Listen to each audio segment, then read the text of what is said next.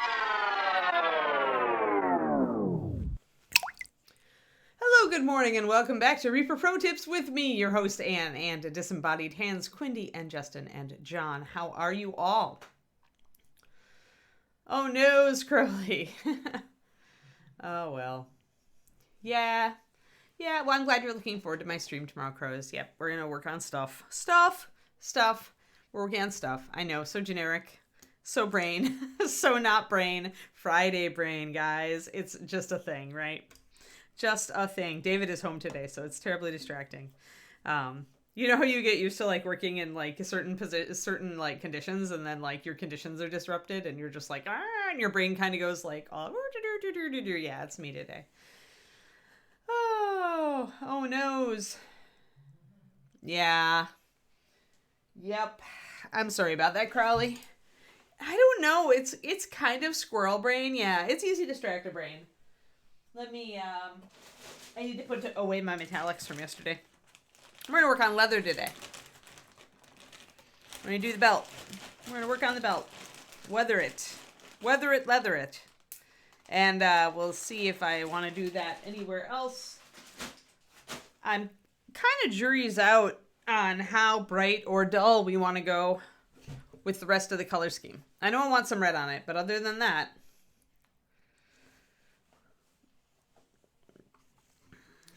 alrighty. Oh no, we're not fixed. We need to fix our focus. Let us focus. Let us go all zen on it. Yeah, that just sucks, Crowley. I'm sorry.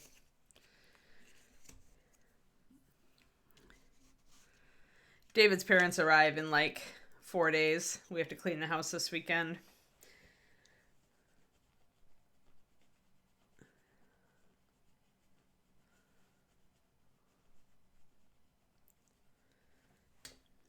So there's going to be a disruption of Anne's service, speaking of holidays, between Christmas and New Year's, because I'm actually going on a little family trip with my folks and my brother and his kids. Yeah, must clean everything, pretty much, Carly. It's okay. We keep the house in pretty decent condition. It's not like either of us are like, we don't have a dog, so there's like no paw prints to mop up or anything like I used to have, or fur to sweep up. But you know, it's just making sure everything looks nice, not terribly dusty, things like that. Yeah, but I will not be able to do the show between Christmas and New Year's because I will be out of town with my family, doing family type things. So we're staying in town, and David's parents are visiting, and then we're going out of town with my folks. Oh noes, I put the wrong white in the bag. Don't you hate that when you put a white in the bag and you thought it was pearl white, but it was actually pure white? Or it was your brush-on sealer that you like need to have? There you go. All right. Time to tame the squirrel brain. Oh, yeah. Yeah. Oh, nice.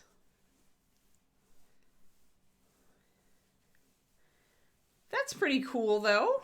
That's pretty cool, Crows. It's neat that they're in Wicked. Oh, yeah, yeah. Yeah, that's what, we bought the house in August, and his parents would like to see it, so they are coming. And they are staying with us for several days. Introvert me is like going... And I'm like, now. Mental attitude. Positive. PMA, right? We gotta be PMA. Positive mental attitude. It's gonna be fine. Yeah, we need a random and generator. You're right. That would be great.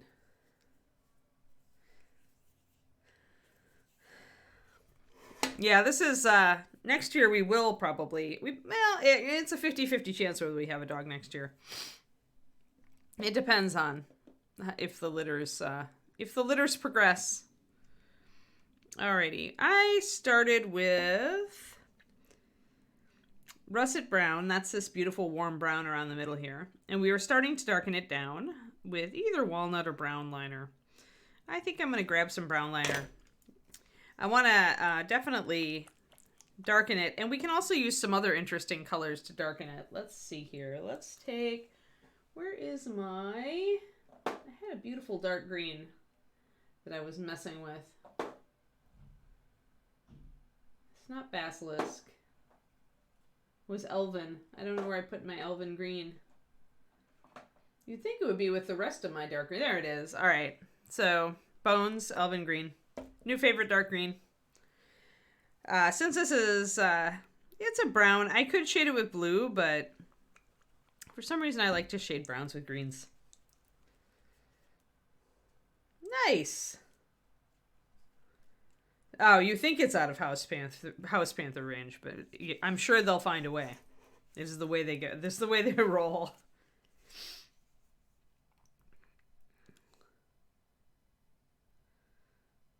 Yeah, I get the feeling, sadly, that I'm probably going to emerge from this holiday season even more tired instead of rejuvenated. Just because it's so many people. It's so much people time. I don't know what it is, but as I get older, like my inner introvert is like, it's like it got used to COVID and it's like, this is nice. Let's do this more often. So it's like, it's weird, but like I feel it more. Those of you who are introverts probably can sympathize. Oh, hi, Tiao. It's nice to meet you. Welcome. Yeah, we are doing this is very different than I usually do. Often on this show, we do more traditional, I want to say more traditional USA paint style, like Mr. Knoll here. We were working on him yesterday, doing some of his metallics. But with the Ogre, I feel like when I do these big humanoids, I really like to do dramatic lighting. So I wanted to do that sharp, more demarcation of the light coming in. Yeah, I like the Knoll Pirate a lot. We have a few other ones that we're working on. The other one that is within reach of my arm today is our Bronze Golem, which we're working on weathering. So we do a 6 model rotation. So each day of the week it's a different model, but then we loop back around. So we slowly make progress on 6 different projects on this stream. And the Ogre, we're doing some leather today. Oh yeah, that's a big cat. A 40-pound cat is a huge cat. Yeah, I was kind of going kind of Frazetta with it. I like his style sometimes, even though it can be hard to replicate in miniature painting.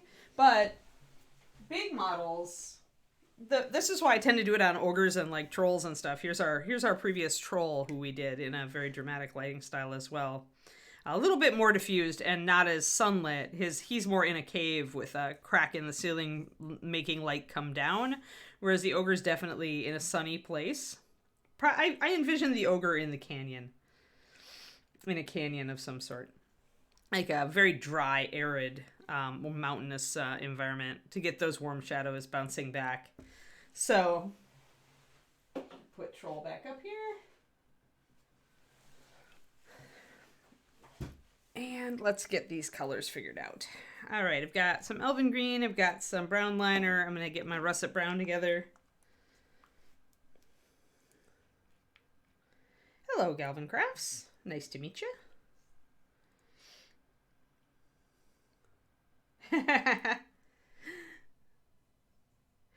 I wish I wasn't such a squirrel brain, Tio. Today I'm just scattered. My fiance's home, and whenever I'm like usually during the week I'm all alone in the morning and I'm like really focused and I'm like, today I'm just like there's noises coming from places. Let's see here. All right, so we need some lighter leather colors. And you've got a lot of choices because when leather cracks, even when it's like dirty, brown, dark leather like this, but when it cracks, it goes lighter. So it's nice if you can look up like pictures of a cracked leather belt.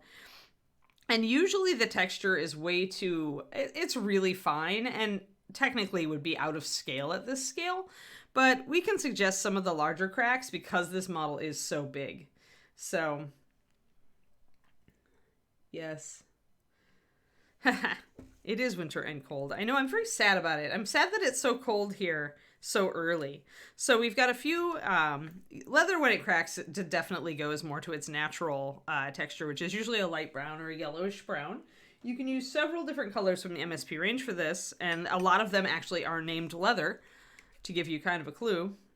Here are two excellent ones, but also leather goes a little bit more yellow too, so you can, let me see if I've got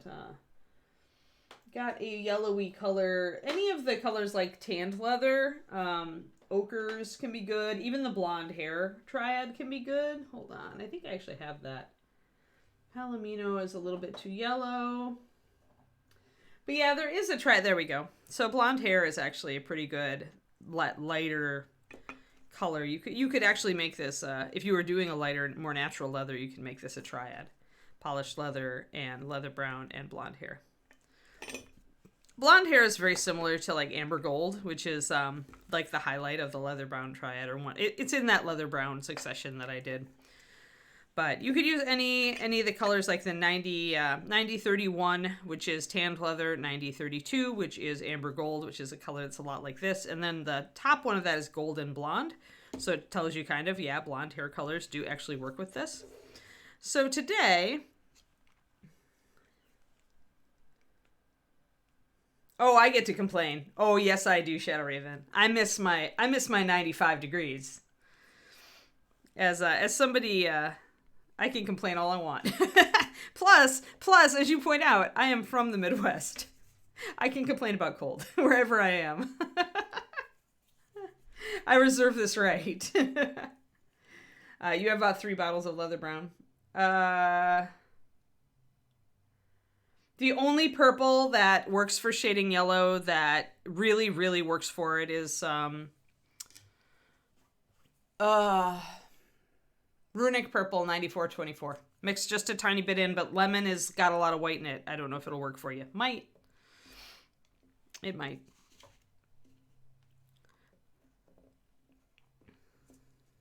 Alrighty. So, which one do you guys want to use? Like, do you have a preference? We could use any of these. You guys said you had a lot of leather brown. Maybe we should use leather brown. It's not too cold. It's 3 cold. Yeah, see, I refuse to live somewhere that cold anymore. Like, I got smart. I grew up in Wisconsin, and I decided I am never living anywhere this cold again. Negative 30 degrees? With no wind chill? No. No. Just no. So I moved south, and then I moved west. And I do not regret. Do not regret. The blonde. We'll use the blonde. Tell you what, I'm going to use the blonde as a highlight for the leather. I'm going to use leather brown, highlight it with the blonde. Just like it was amber gold. So I'll show you guys my progression in a minute. You don't have leather brown. Like, where have you, what rock have you been under, Crows? This is one of the basic MSP colors. Like, you guys are such hardcore Reaper fans. I assumed you had all the first 54 colors in the Master Series. You know that was like my foundational set, right? The inaugural foundational and set of colors.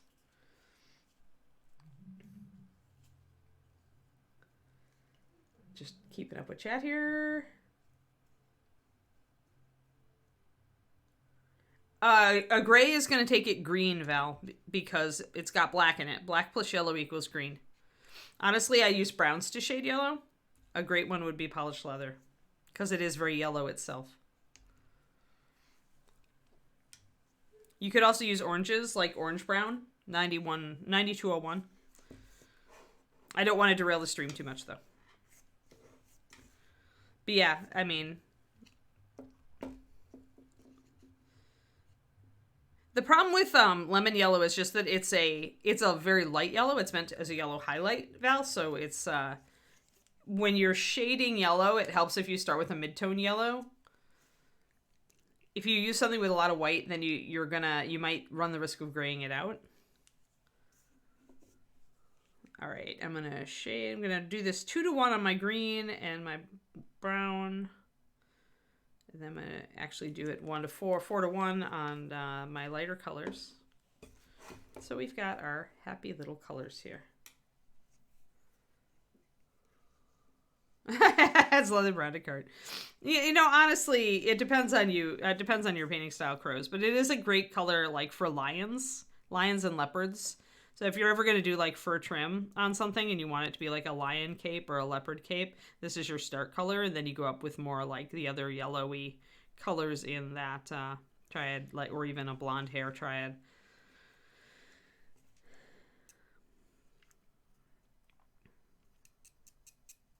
I'm just astonished. Like I thought for sure everybody had the first 54 colors of Master Series.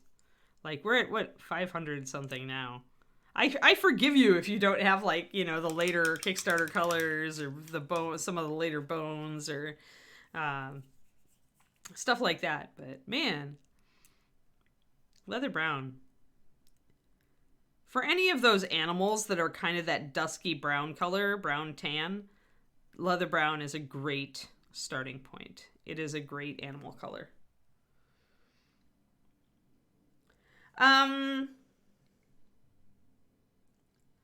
Sorry, Bergala, you can't do a link.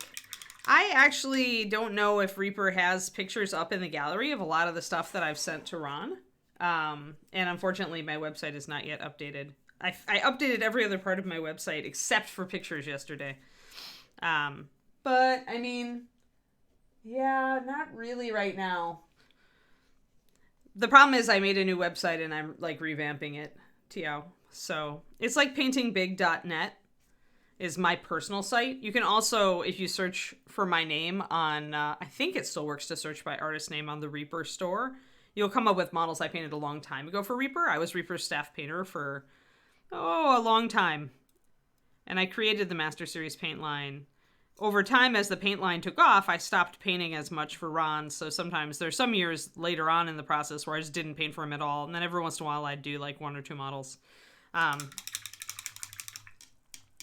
But a lot of my old stuff is still up on the Reaper website as far as in the store. The newer stuff, I'm not sure. Yeah, there we go. There it is. Yeah. And like I said, paintingbig.net has pictures of Soldier and a Confrontation Wolfen I did and my Lehman Russ that I did for a commission. But I started gathering all of the pictures I need to upload to update that. Oh, wait, I forgot. Hey, Tiao, my Instagram. How silly am I? Instagram, hashtag paintingbig. I've got a lot of work in progress stuff up on there. There's some stuff from the stream, including this guy. There's also some finished pieces like the halfling. The problem with me, Tiao, is that I was like a big time painter back in the day. Like I won national painting awards back around, 2000, 2002. I won 2 Golden Demons, if you know what that is, Games Workshop Awards, back in 2002. But then I started working for Reaper in 2003, and I really didn't have a lot of time or energy to put toward competition work anymore. So I'm going to actually do my shading first here. So then I kind of fell out of it for a while.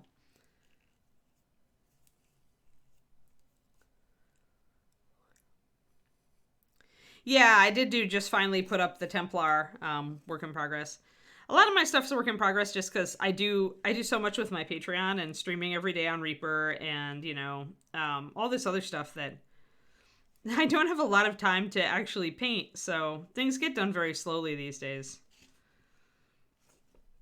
But yeah, for a long time I was out of the hobby, and then I slowly, once I had more time, like just when I was more in the paint department and less in the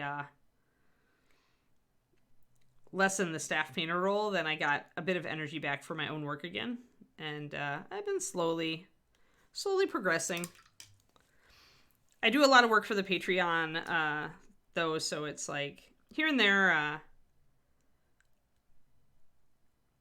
finish a model like on my own stream. We do that on twitch.tv. On Saturdays, I do kind of a paint club. I just hang out, paint one of my projects, answer questions, and everybody can sit and hang out and paint.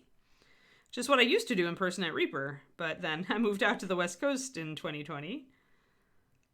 So now I'm out here. So I'm doing just some dark shading. I'm using the green, the Elven green. It shouldn't be very evident. What I really want it for is just to make a more complicated, more complex shadow. Let's see if we can see it. I just want a little bit more of something other than brown on brown. And so it may not be very evident, but sometimes I like to just use more complicated colors to shade. Thanks for the shout outs, Wendy. Oh, good. That's good to know, Shido. I'm glad you like it. It's got nice even coverage too.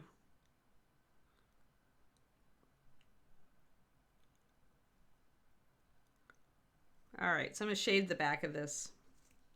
Now I have to watch it because my light's gonna keep coming down. So I need to turn my model kind of so the light is coming from the appropriate direction with my big ring light up here. Kind of take a look at it. I do have a pretty heavy shadow coming down underneath my fur here. But then that's in full light. The edge here is going to be in full light. Unfortunately, this belt's turned a little bit away from the light, so it is going to be pretty heavy shadow on the front, just like I've painted it here. And I probably need to bring down some of this with shadows too. We've been doing a lot of more naturalistic shading using complementary colors on here.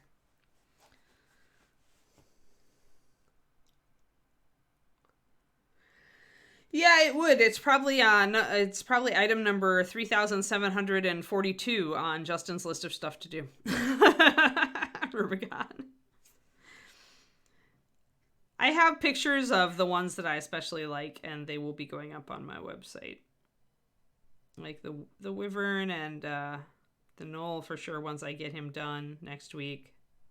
So I'm going to do tiny little stripes on the edge of this belt. Let's see if we can get down and get really in focus here. There we are.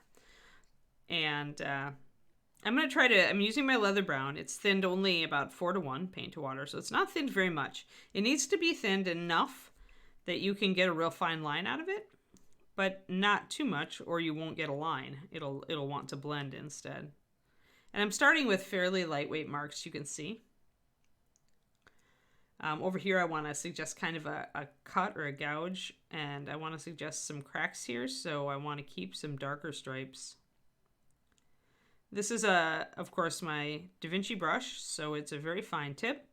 It works very well with extremely thin paint, and combined with the brush control, you can do some extremely fine work so that you can get it to maybe not be quite so out of scale. A lot of times fine textures look out of scale on 28mm, and if you can do it really fine, you have a better chance of carrying it off. So the finer the lines you can do, the better it's going to look. I don't want to mess up the skin. I'm not really, if I do a tattoo or I do something, I might do it on the back. I haven't really refined the skin on the back, but I love the front as it stands. I don't feel like he needs attention.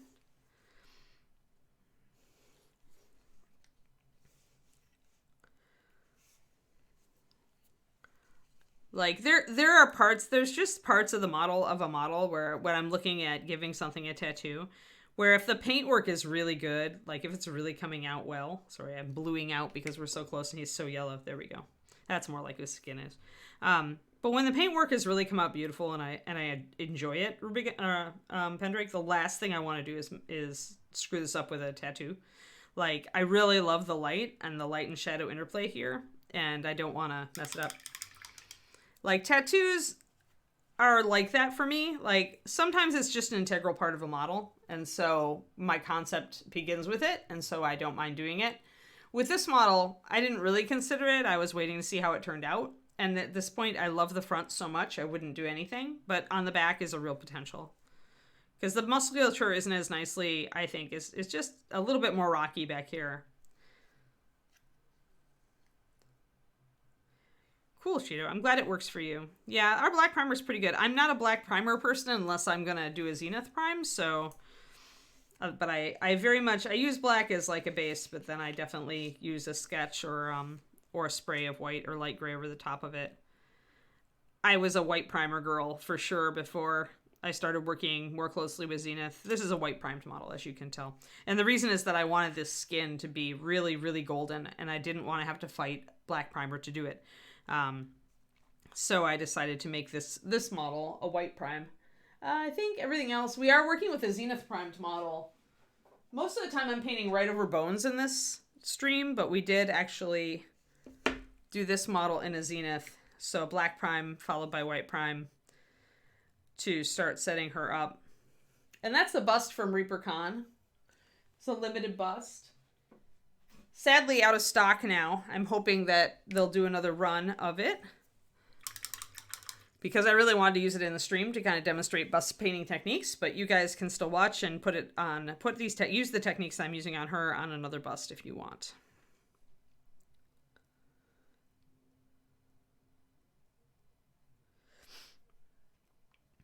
Yeah, with bones, I just don't prime.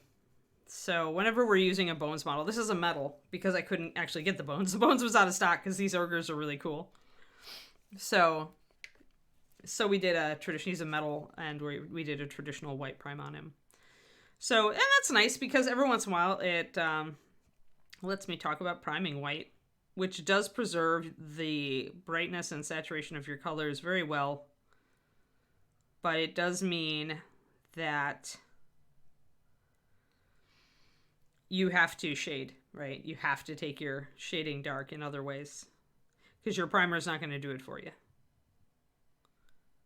So I'm doing really thin lines. I'm going very fast, you can see, up and down. That's what gives you straight lines. Don't sit and try to paint a straight line slowly. Go fast. If you go fast, it'll be straight. Or it'll be so close to straight as to be indistinguishable from straight.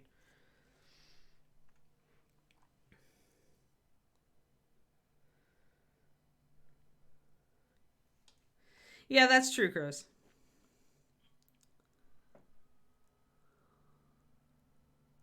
Certainly is a good technique for that. All right, so now I'm going to kind of stipple on the edge of this belt. Do a stippling stroke is a dot stroke. So we're getting our cracks up. And I'm mostly concentrating on the lower part because that's where light would hit. Where it's curved over on the top here, it would cast a shadow. And you're not going to see as much texture there. So I will extend some of my lines up, but I'm going to have to fade those out. Julia, is when you do a wash with a lot of sealer and brown liner over a bones model to pick out the details, and you leave that in the cracks, and it also serves as a primer or first layer.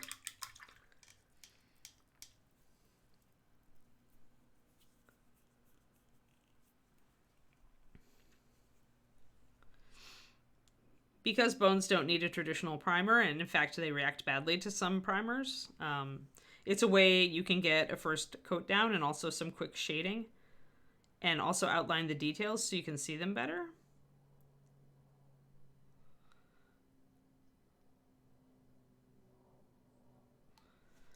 All right, so got that roughness up there, got this down here. I am going to head over to the side here. This is going to be more interesting. Let me see.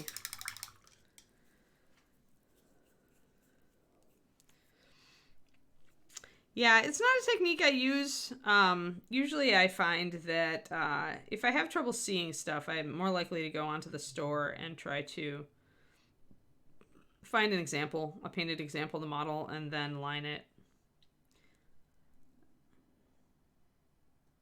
But that's just me, and everybody's gotta, I have done the underpainting the wash prime on a couple of models in the past, not even bones, but metal, when I just wanted to go fast. It's a good way to speed up your work as well,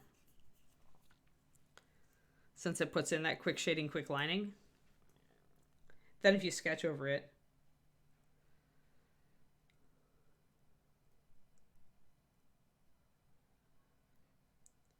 Bill, bones white and gray are pretty much the same-ish. So you really want to just liner prime it or wash prime it or just wash it and paint it like I do. Bones black, I assume it's kind of the same-ish as far as spray primers go. Like primers that work on bones white and gray are going to work on black. USA is different.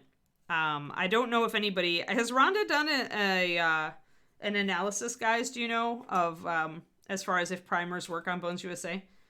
It is a different material, I thought.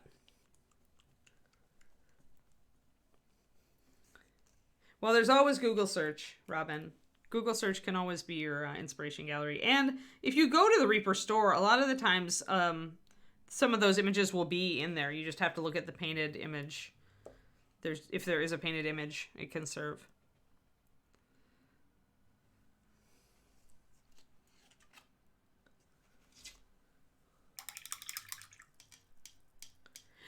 It does, but I think those were done before Bones USA really came out and made a splash. I thought that unless they've updated it to include Bones USA, like I haven't done any experiments with Bones USA. But I thought, and I could be wrong, but I thought that Bones USA was a different material. I could be wrong.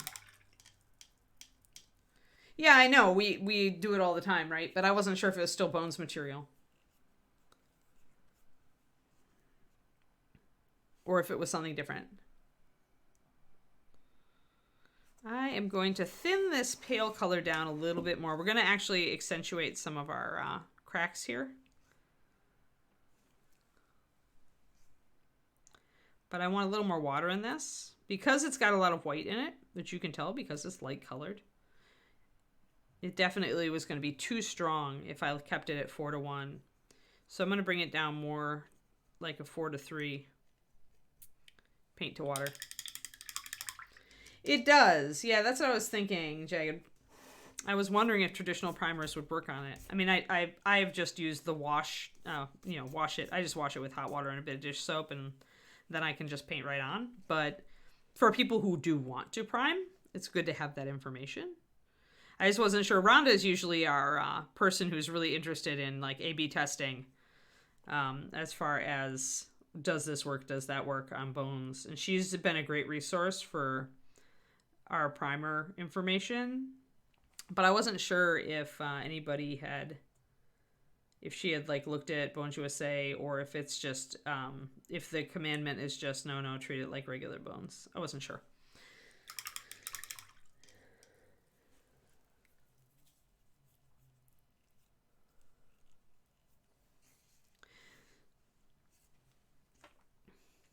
Ed's working on it. Crows. Ed is working on it. On the larger models.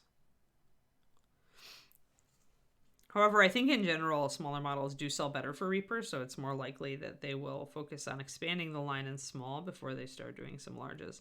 Plus, there are some limitations. They can do a certain amount of height. Like, they could do the Ogre here in Bones USA, from what I understand. But there isn't a limit as to what the box in the machine will take as far as size. So big stuff is out for now. So again, we're going to do our cracks. Now here in the light, the cracks will be more visible all the way up. Here I am going a little bit slower because this is a contained area, and so it's hard for me to hit it all.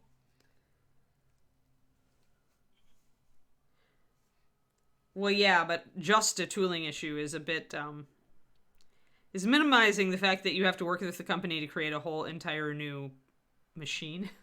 Bergala. It's a little bit more than tooling, I'm afraid. It's the size of thing that the actual machine will take. So it involves building a bigger machine, which is not even a prototype, I believe, right now. And Reaper doesn't create these machines. It buys them from a company. So whether that company is willing to work on creating larger machines is a question. But all I will say is that from what I last heard, Reaper is working on it. We would like to do a bunch of stuff in Bones USA. Obviously, the quality is exceptional. So we'll keep working on it. So as you start to cover the surface here, you'll notice that it does shift lighter in color. So if you do want your leather to stay dark, you will need to come back in with some glazes.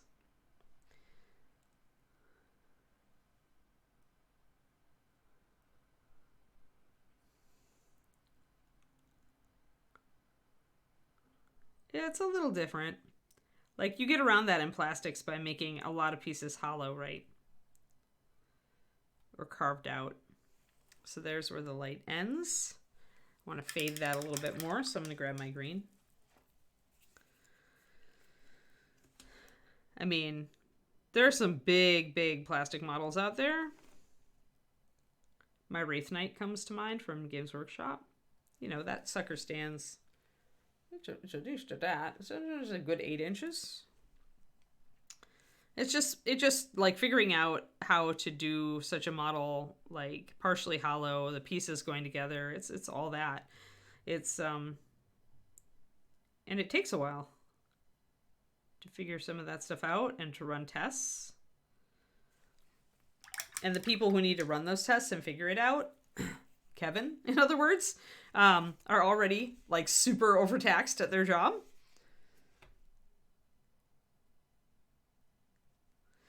I mean, yeah, but the time frame is always different. Like I said, there's one person working with the Bones USA machines now other than Ed, and that one person has a lot on his plate, Max.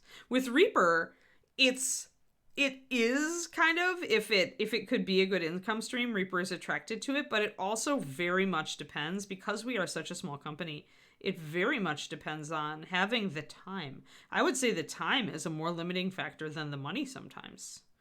It depends on how much money, obviously, how expensive things are, but in relative sense. But in my experience, like, it's often that we would love to do X, but the people who could do X are already doing Y, Z, A, B, C, D, E, and F.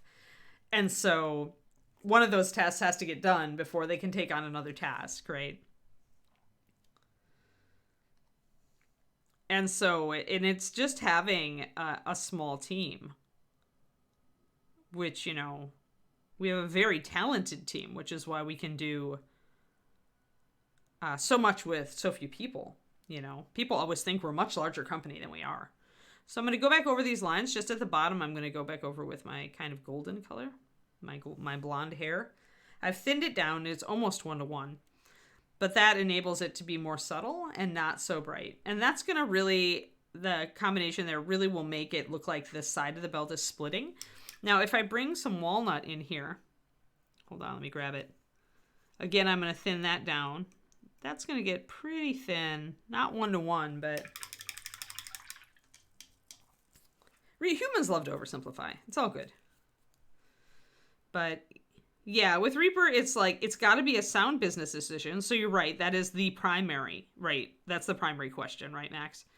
Because Reaper's run by accountants, it's the reason we're still in business. Ed and Dave keep a close eye on what is feasible for the company. But after that, it's often a manpower. Who's gonna own this project? Who has the time to put into it? Does anybody have the time to put into it? Or do we have to finish X and Y before we can tackle Z? So if you take your walnut brown, you can essentially put it in between these little marks, and that's where you can really make the belt look cracked. So let's take this dark space here and see if we can hit it. Again, this is brush control. So if you put that in there, see how that now it looks like the belt is splitting. Like, it really is starting to split, which with an ogre makes sense. So you can make shorter lines to suggest a much smaller split, but essentially it creates the illusion of an irregular bottom on this belt, which where before it was definitely looking like a very clean belt, right? Before we started this, it was just like this very nicely, like, it's very straight. Look, it's a shiny belt. It's got a very even bottom, you know. It's pretty well put together for an ogre, actually.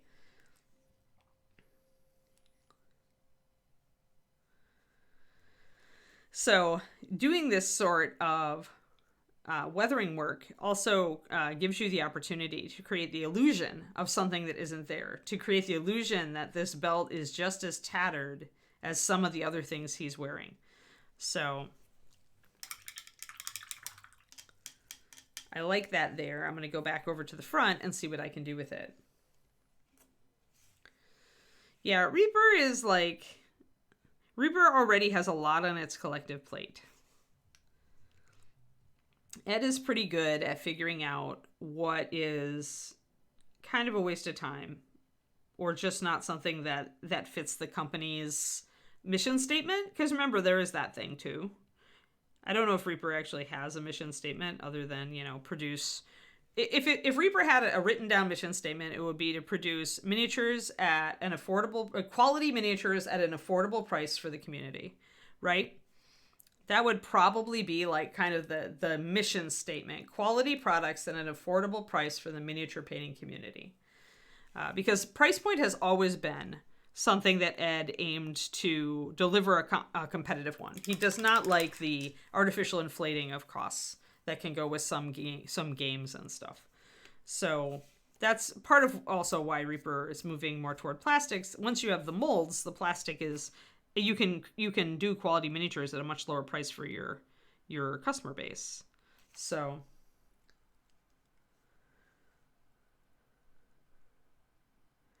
maybe Bill, but I like the weathering lately, so I'm gonna do this cool split thing that I'm doing. He could totally have gotten a fresh belt on sale. Yes, maybe his mom got it for him, and he was like, "Mom, this isn't like grunge enough." He is totally an ogre of the 90s Seattle.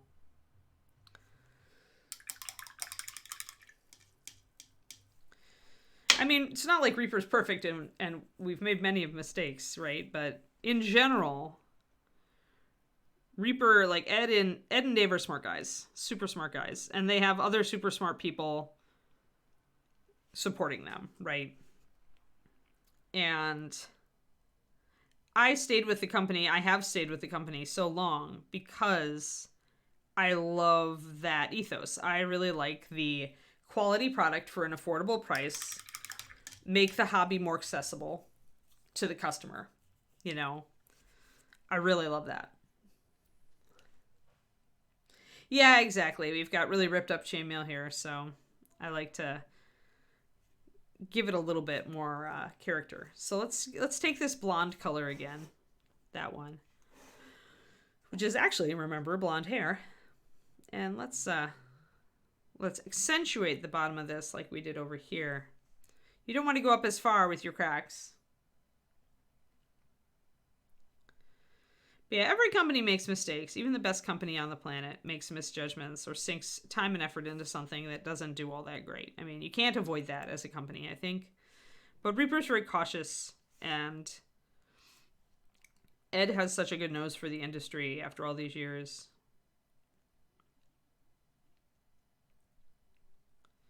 And sometimes we just get lucky, like with Bones turning out. Like, Bones came about because Ed was looking for a way to do cheaper paint and take models. He wanted to support paint and takes at like Gen Con and stuff, but it was so expensive to do it in metal. We'd just take a bath on it because they were seating so many people, and Reaper models are popular at those things.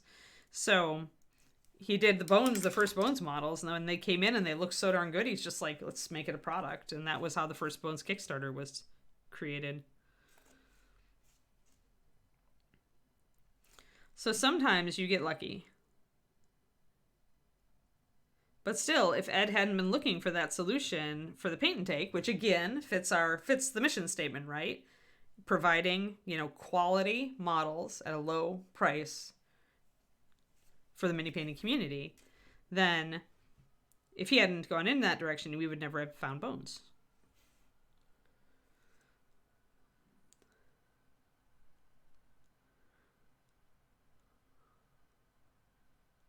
And I mean, even with Master Series paint is a very expensive product for us to make. Our bases are freaking expensive. And after you put in the labor of mixing and the amount of quality pigment and other additives that go into that paint, plus the cost of the machines to pump the paint and the people, you're not making much off every bottle. But even though we've had to raise our prices a little over the years, Ed still strives to keep it at like a competitive price point. There we go. So I want to make kind of another little hatch there. So now this looks nice and beat up, the bottom of this. And it's all paint illusion. Like, it's all illusion. It's just, I didn't even nick it with a knife. It's just using shadow and light to suggest that the belt is ragged, and it works.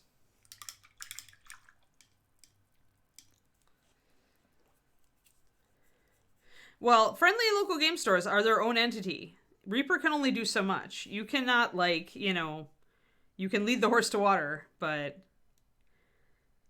if your horse decides that Reaper doesn't work for its footprint or its mission, its own mission, every local game store has its own focus.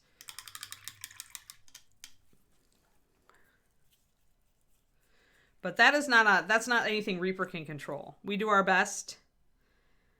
I mean, I learned that early on because, like, the old game store, one of the old game stores I used to paint at, never actually, once I created the Master Series, they would never carry it. Like, even though, like, me, one of their previous, like, you know, I would sit and teach and help people and paint. I knew the owner, but they just were like, no, we don't have enough room. We have all these other paint lines that don't sell. You know, so even when you have a personal connection to the game store owner, it may not just fit what they're looking for.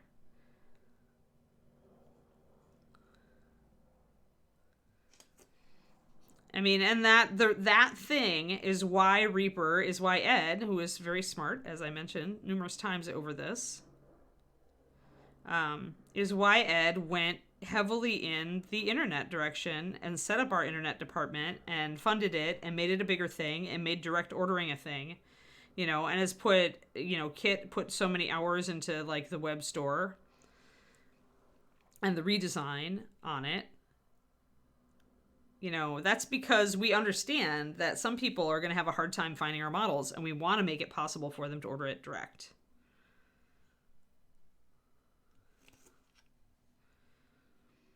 So it's the best we can do that with things that we control, right? I'm going to really kind of bleach out the end of this belt.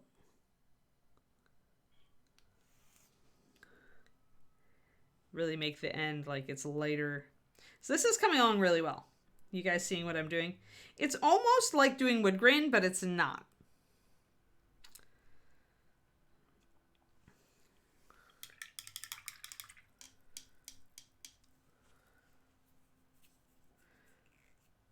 Tons of Reaper models, but they carry GW paint. Yep. And that's just every game store owner's choice, right? I mean, I know some people who, like, have hosted, like, painting events at their local game stores to teach people to paint, and they bring their own Reaper, and then people start asking for Reaper, and eventually the game store just caves and starts ordering it. Because if they sell enough of it, they'll probably consider giving it a rack, but that takes, like, effort on the part of somebody passionate and local, right? And that's not always going to happen either. So the best we can do is just, you know, say you can order it online, and, you know, if you do order some of it from your local game store, they have, if they'll do, like, you know, special orders, then that raises the chance that maybe it'll get on their radar. If they start selling more Master Series through special orders, then they move of GW, like, you know, just through in-store purchases, then they might think about it. But maybe they won't, you know. You just can't predict these things. There we go, guys. That's going pretty well. I'm going to actually lighten out this whole area right at the tip. Really crack it.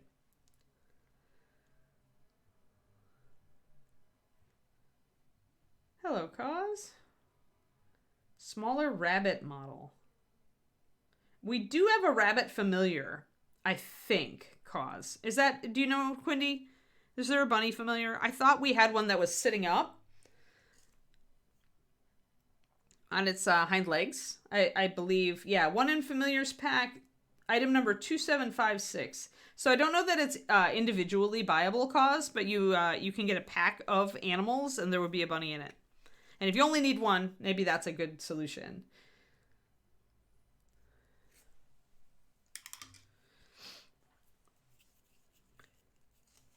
So let's back out and look at this. Yeah. I do need to darken down this area because, again, this is more of a darker area. I'm going to actually use my green to do that. I'm going to get my Elven Green. I'm going to make a glaze with it. Don't know what I just felt like using green today, and I really like this color. For those who have not looked at Elven Green, it's one of the later colors in the Bones line. It's really pretty. It's a beautiful, like, black emerald color. Buy it if you don't own it. 9.4 9488. If you're looking for like a green liner, like something to use in that kind of way, I think this is good. You can make it a little darker. Ah, there we go. Good. And that's is that a Bones or a Bones Nemedzi? I think the original is a metal, so it's metal models. Yeah, Doug, thanks. Yeah, that's a long time tradition with Reaper. Like even from the original Learn to Paint kits with that I wrote, the little ones, those also you could paint everything with just those colors. I'm gonna glaze the green over this side of the belt. It's gonna darken down everything. It will be slightly lighter when it dries, see? So when I first put it on, it looked really, really dark. But then as it dries, the detail comes back. Now I do feel like I need to darken down some of this.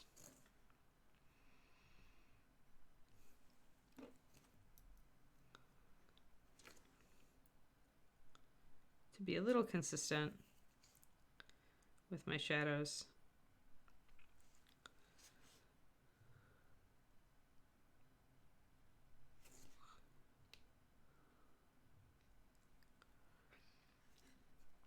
That's pretty good.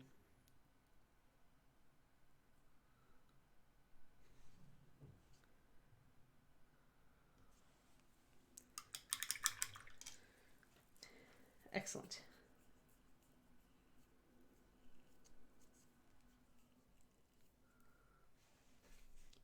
Yeah, I knew I had painted a bunny for somebody for a commission at one point. So I knew we had it. It's a very cute bunny. If it's the one sitting up at its hindquarters, it's a really good sculpt and a very cute bunny. You could...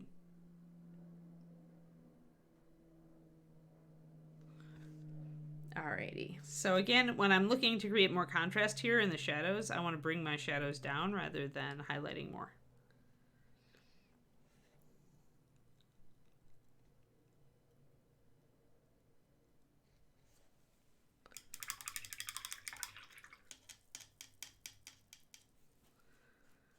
Alrighty. I'm going to tackle this. I want to bring this up like it's really curled and really cracked and really gotten light over the years. So I'm going to take the texture I have there and kind of double down on it. To really show that it's kind of taking over the end here.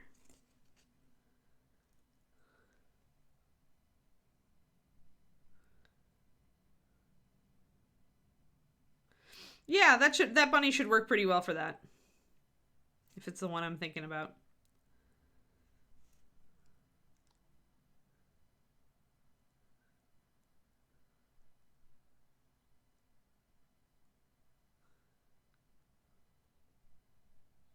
Plus, it's just an adorable bunny, so it's going to look even better after it's murdered a bunch of people. Even cuter, if possible. All right, let's get closer on this. Yeah, so pretty much I'm making it lighter toward the end here. You know how belts, like when they're at the very end, they curl a lot? Yeah. So...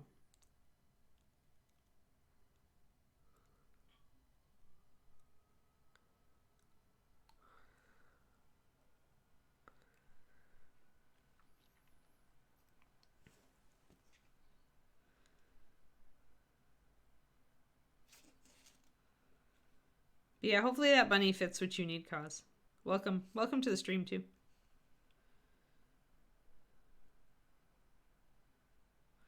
We do this every morning. Every weekday morning, I should say. Not always painting an ogre. Sometimes we're painting other things.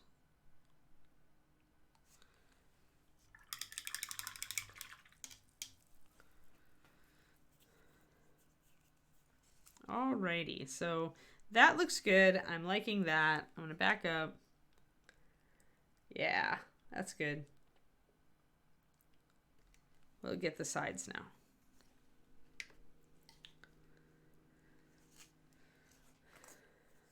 Yeah, no problem.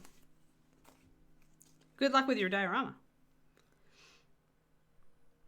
I think Reaper still sells packs of skulls, too, if you need a lot of skulls. But you might already have those from other companies. I'm sure those are findable. Whereas cute little bunny rabbits are a little harder to find. Why is that? Why do many companies not sculpt more cute little bunny rabbits? I don't get it. But actually finding good animals at scale is difficult in general.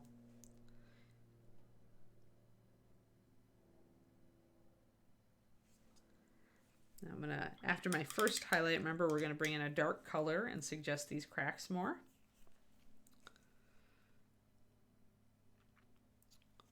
Generally don't want the dark to go all the way up because it's really where the belt is starting to split, or it's where like maybe swords have impacted it. So you just want a little bit of suggestion there, here and there.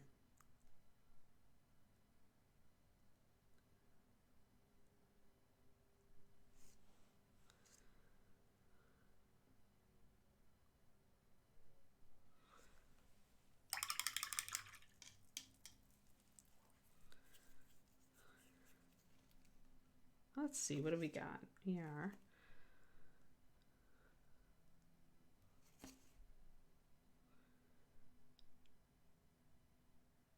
Trying to like just touch in this a little bit. My lining got a little bit too far over, so I'm using my leather brown to tighten it up a little. Mix of leather brown with a little bit of russet.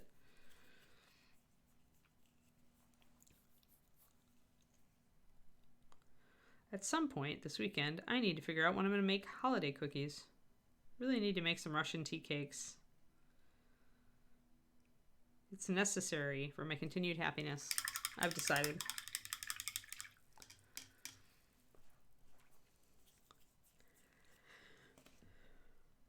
But part of me also wants to wait and make them when David's parents are here so that they can be fresh. I guess I could make 2 batches, but that seems a little bit overkill.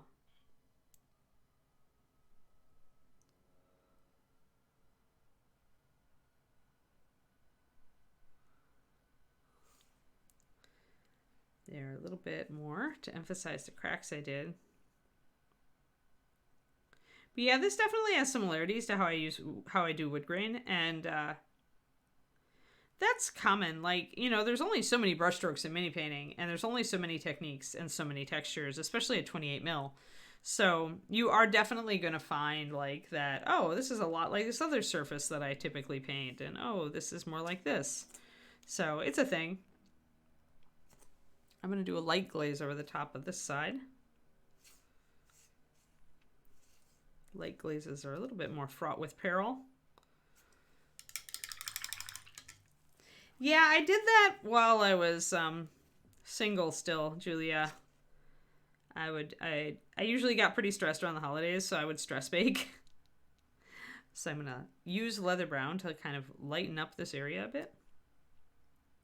Glazing with a lighter color. Which is harder than with a dark color because it's more likely to leave brush strokes because of the light pigment. But it can be a nice trick for bringing up something and making it look like it's more in the light. You can already see that that looks now like it's more in the light than this is.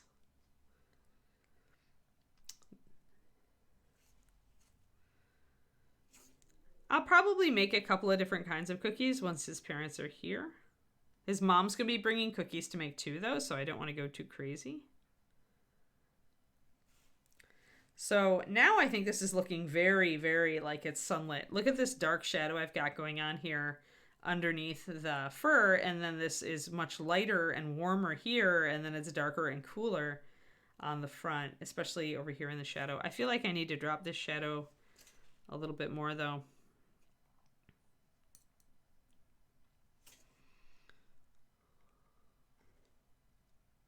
Like the more I work on getting my shadows and highlights right on this piece, the more I'm like dropping this side into more dark territory.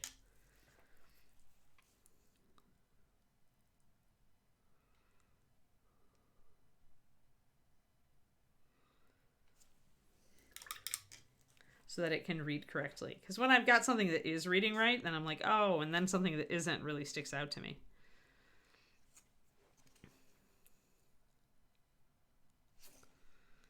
There we are. There. Okay. That's good. That's good. Now let's do the back.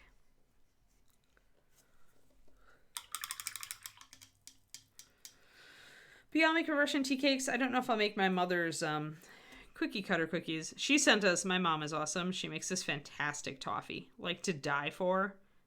Chocolate covered with chopped pecans. It's amazing. It's melt in your mouth, not stick to your teeth toffee. It's amazing. And David's parents are going to be very lucky if any of it has survived to by the time they get here. Because David and I both nom nom it pretty heavily. I really need to get a recipe. Like, part of me is terrified to have a recipe, but it is a pain in the butt to make. So I think it'll save me from making batches and eating it, because boy, that way lies insanity and like 200 more pounds. But she pretty much makes it as gifts now for people because she's like infamous for it. So famous and infamous. Because famous because, oh gosh, so tasty, and infamous because, oh gosh, so many calories.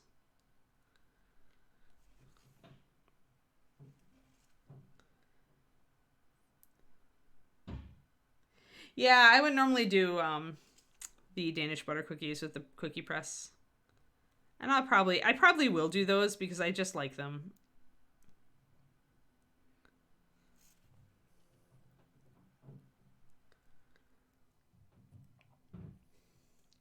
Usually I do the Danish butter cookies, the spritz, the cookie press cookies. And then I do my Russian tea cakes. And then if I have the oomph, I'll make my mom's cookie cutter cookies, which are really good, but also very sticky dough and a pain in the butt.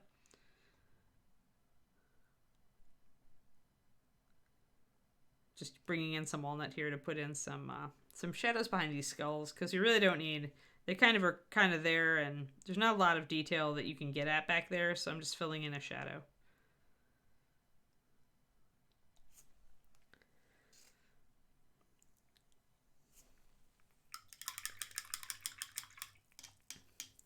And then there's a pecan shortbread cookie recipe I have from the Great British Baking Show book that I really like. That's chocolate dipped. They're really tasty. For those who are fans of the Great British Baking Show, they do have a baking book. It's from the earlier seasons. Some of the recipes are just too much trouble, and some are pretty good, actually, pretty simple. And they've got them rated by difficulty, so if you're not a hardcore baker, you can still find stuff you can make. David and I really like the show, so this last season was so good. If you like cooking shows but have never watched the Great British Baking Show, you must start. There are many seasons. You will enjoy them. Binge watch over the holidays, for sure.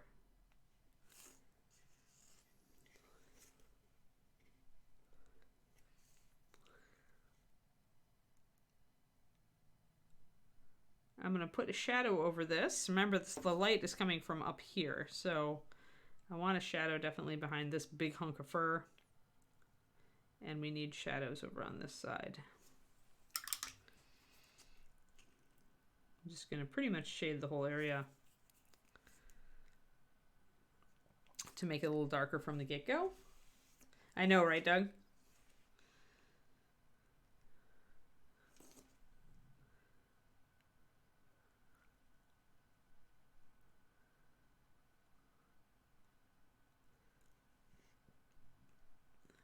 For a lot of you, it is lunchtime already. I have to take my walk before lunch.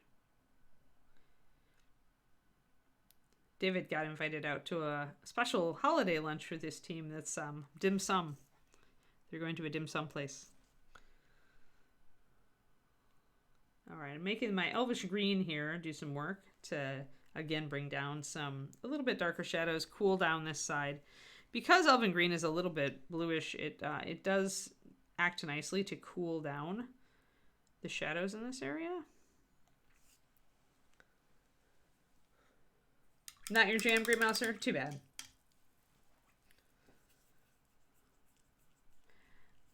I don't know.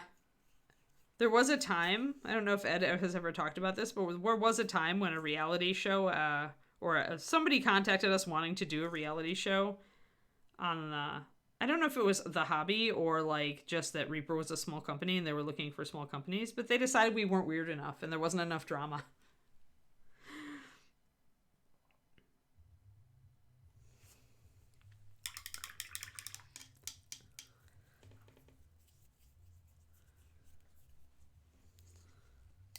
All right, so let's get our belt going on here with our leather brown 90/30. Again, thinned down, not very much, because leather brown is like a moderate coverage color, which means you hit it with a little water and it goes to layering consistency pretty easily. You'd have to speed mini paint. Like, it'd have to be a speed mini paint reality show. Or it would have to be one of those ones like Lego Masters or the new one that we're watching, School of Chocolate, where they have like a whole day to do stuff. But it's still like on a tighter schedule than you would ever want to produce a mini on. I think our hobby is too niche, though, right now. So around these eye holes, notice I'm putting a little bit of stippling to bring out where the stitches go into the belt. That's an area that would be worn, so you always want to highlight around those things. Like, that's where those stitches bite into the leather, that's where the leather is really going to get stretched as it tries to pull apart. And so there's going to be strain all around these eye holes. So you want to highlight them.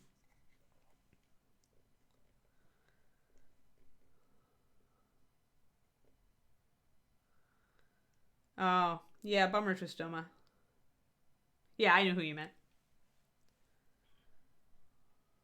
Really? Like, do you remember what the title was, Grey Mouser? We like cooking shows.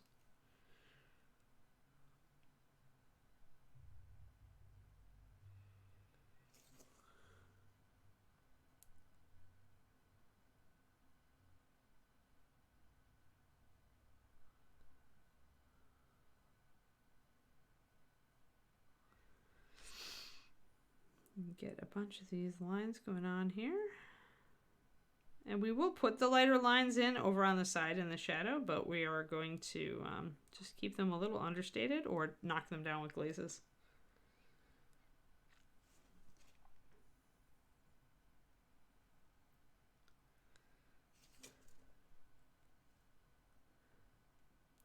But yeah, lately David and I, we finished watching Bake Off and another series of Lego Masters, and so now we're watching School of Chocolate on Netflix, which is actually pretty cool.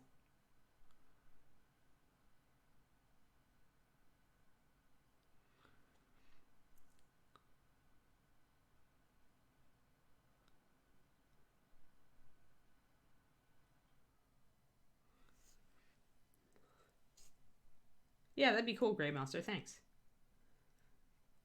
Crime Scene Kitchen. It sounds like it could be scary.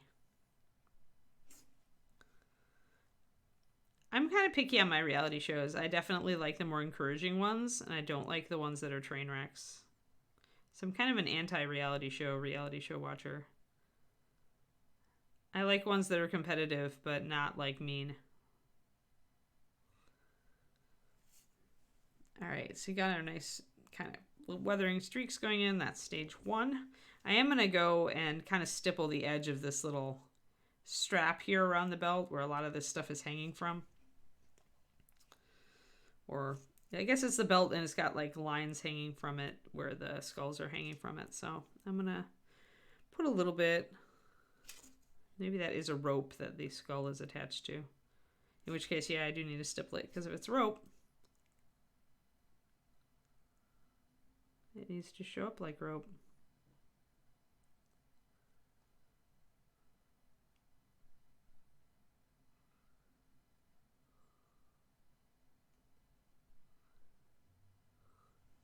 There we are.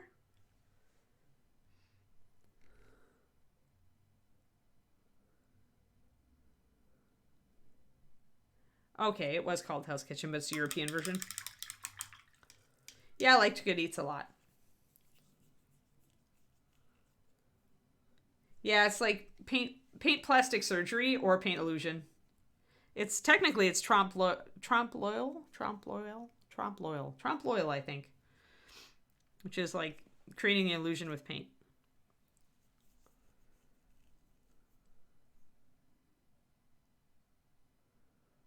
Oh, interesting, Grithiak.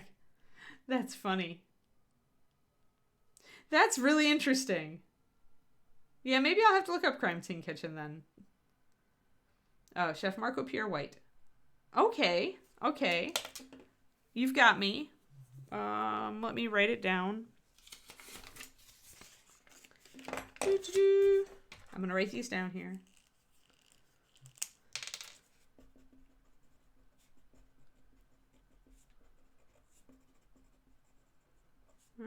Pierre. Thanks, guys. I always like to find new shows. And then the other one was Crime Scene Kitchen. Got it. Those sound fun. Yeah. Trompe l'oeil.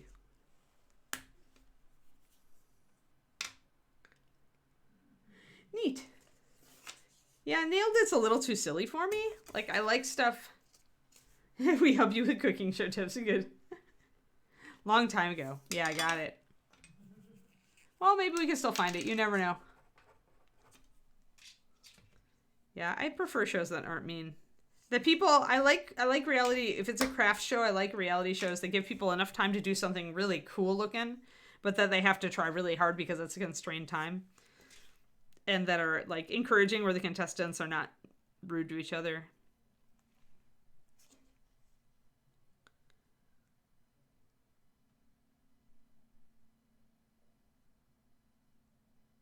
Gonna just accentuate some of this. But yeah, I will say that, I mean, although this does still look like the illusion is still there in person, the camera does help with this sort of illusion painting with textures and stuff, because it flattens everything, right, to put it on a screen. Same thing with photography.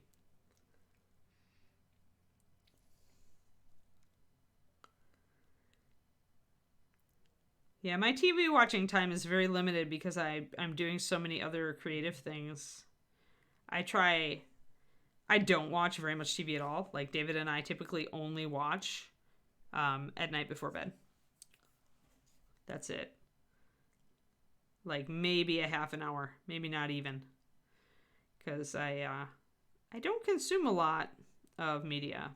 I'm a media creator, but not so much a consumer. I find that when I listen to podcasts by successful creators, a lot of them are like that. We put a lot of time into creating helpful content, and we don't have a lot of time to consume it ourselves. So it's like you've got a choice how you're going to use your precious hours. And for me, it's definitely, I want to produce something of value, which I think is what kind of sets creators like apart. We'd rather do that than watch a TV show.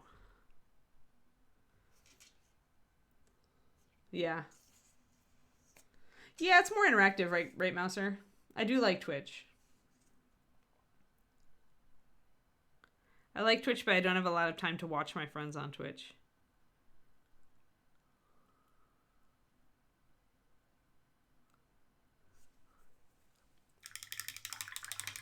So the more we bring the light in around this seam, the more the seam's going to stand out. Now, this is just contrast. This is how you bring out small details on a model, and it's even more important to do it on like a 28mm or smaller model, where you get highlight and shadow right next to each other, which helps to bring out the detail. So I'm going to emphasize the seam that goes down the middle here with walnut brown to make sure that I've got a good dark line there, so you can really see that it is stitched together here, and this is the seam.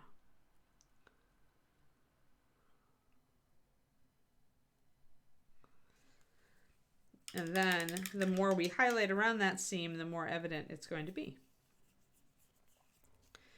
Yeah, I never got used to background noise. I actually like quiet. Like, I really like quiet in the morning, especially when I'm writing. Or whenever I'm creating. The exception is if I'm painting. Then I like music usually, although we sometimes do podcasts or nonfiction audiobooks when we're painting.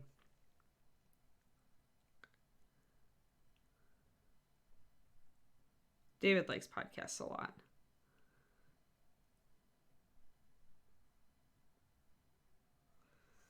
There, so a little bit more accentuation, and with every highlight we bring in here,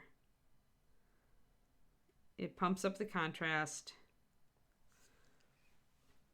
and you can see the seam a little bit more. Now I have to not lose these stitches, so I need to be careful.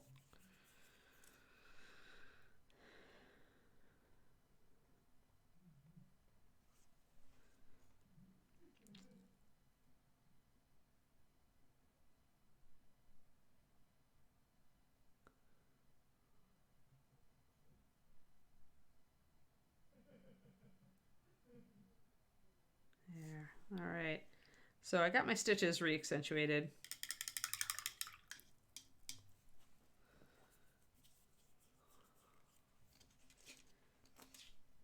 Yeah, but that also sounds cringeworthy, Marvel. I don't like cringy reality TV. I know a lot of Americans do, though.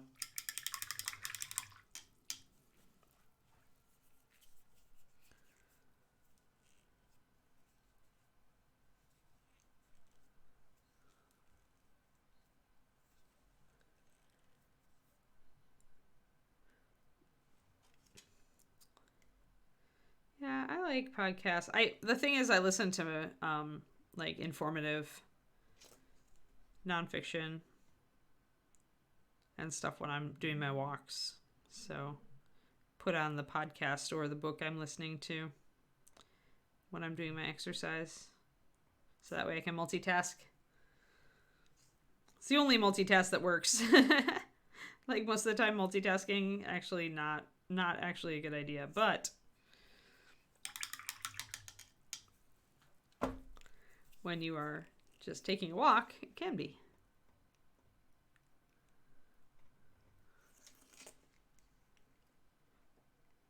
Interesting, Greymaster.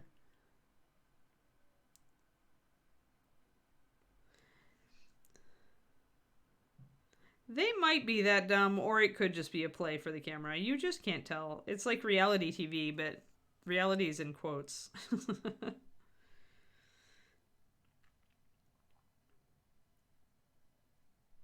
I think it always comes back to the whole you can't trust what you see on TV. Listen to what your parents told you.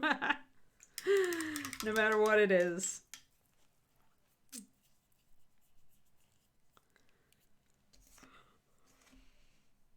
All right, we're almost set here. Now I'm going to take my blonde color.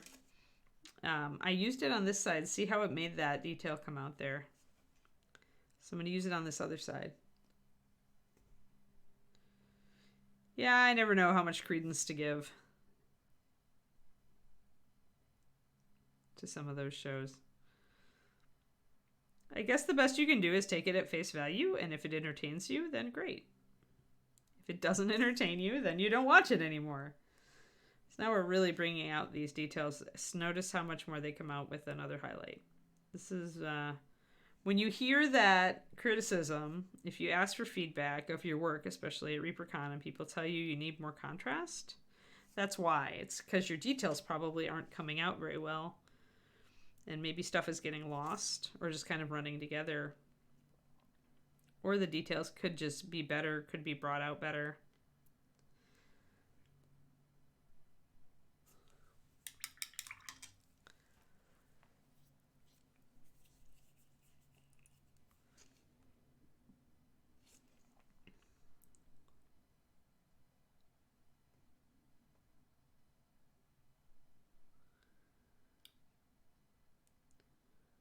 I'm just going to use some leather brown to make kind of lighter laces in the hair. And then I'm going to highlight them with my blonde.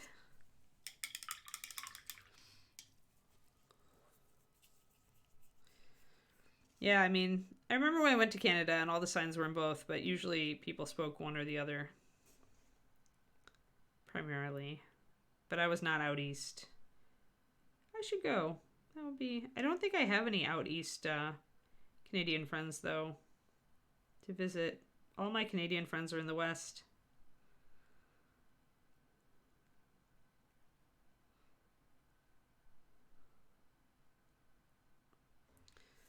There we go. So I'm bringing up the edges of these stitches and making them brighter. And the reason is that that's where the gut or whatever it's being used to lace these is going to be pulled tightest as it punches through the leather. That's where the main stretch and strain will be as it changes direction. So that's why I'm making the edges of those two stitches lighter than the middle.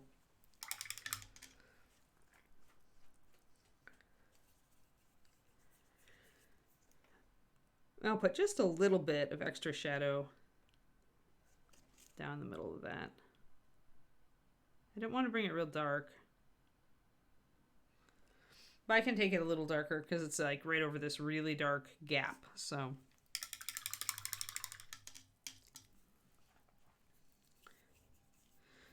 we've gotten this pretty good. I need to work more on this side. Now, this is where the light is coming down, but it's under this heavy shadow from the arm. So I'm going to bring up my highlights there, but then I'm going to glaze over it with my green,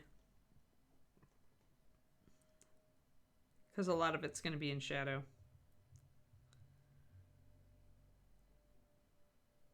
And you can choose to either paint this darker out the gate or to do what I'm doing and bring up some highlights, but then knock it back down with glazing.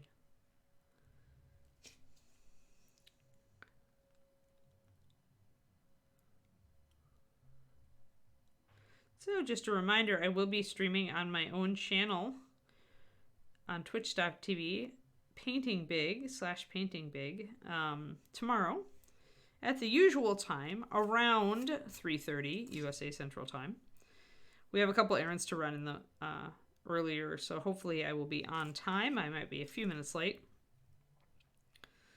But we'll hang out and we'll work on Forest Demon Girl.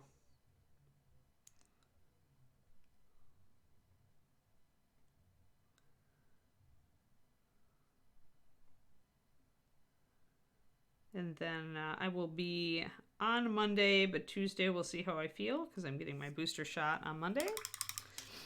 And I'll probably, do you know, Quindy, do we get is Christmas Eve Friday? Christmas Eve is Friday, right? Do we get Christmas Eve off? Or I was thinking about taking it off because David's parents will be here.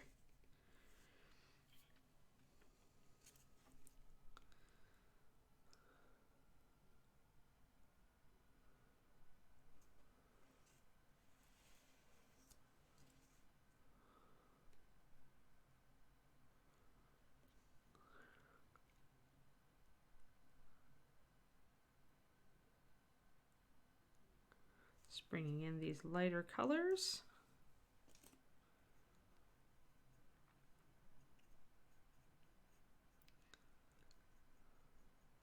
Christmas Eve is Friday, yeah. Okay, yeah. Okay, good. I'll take Christmas Eve off then. And I might need... No, I should be okay. Wednesday, assuming I feel okay, Wednesday and Thursday should be all right to stream. I'll know more as I get closer. David's parents will be here, so I will be somewhat neglecting them on those days in the morning, but I have to take that whole next week off, so I kind of don't want to, because I'll actually be out of town, so I kind of want to still stream on those days leading up to Christmas. So for now, let's assume I'm on next week, except for Friday and maybe Tuesday, depending on how I feel.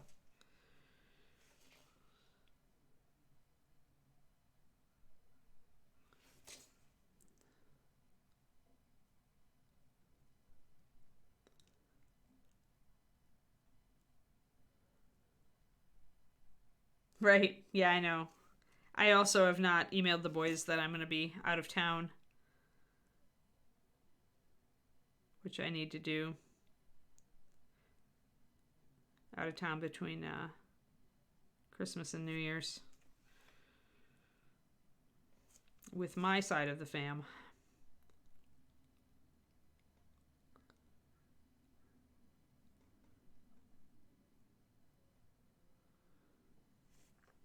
Pretty much last family vacation with my brother and his kids before Lauren goes off to college, so we are doing the thing. And that and my parents are getting older, so I don't know how much real travel vacation they're going to be up for. Mom is kind of getting to that point where she'd rather not. There we go. Got some good cracks going on there. Some good weathering. I want to put some little bit of shadow over there. I want some shadow on that side. Yeah. Exactly, Quindy. I'll be back home like late on the 31st, I think. No real New Year's for us. No New Year's Eve parties for us. Yeah, so you've got it. And I'll keep you posted on how I feel. Also, as I do, since now that we're Discord friends. How I can directly let Quindy know when the Anne is under the weather.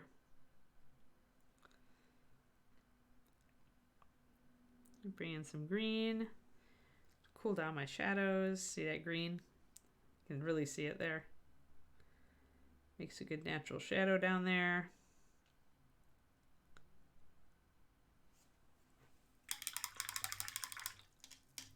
Yeah, so pretty much no Friday and no all week after, and then we'll see about Tuesday. I'm hoping that I'm going to be just fine.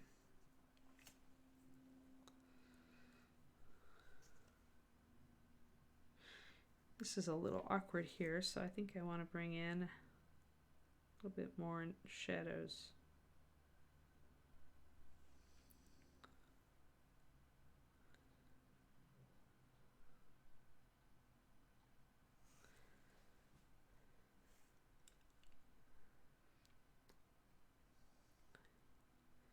All the weathering stuff, yeah. Yep. So that's looking good. The fur keeps getting better as I tune it, as I add more shadow. I think we're getting better and better with the fur as well.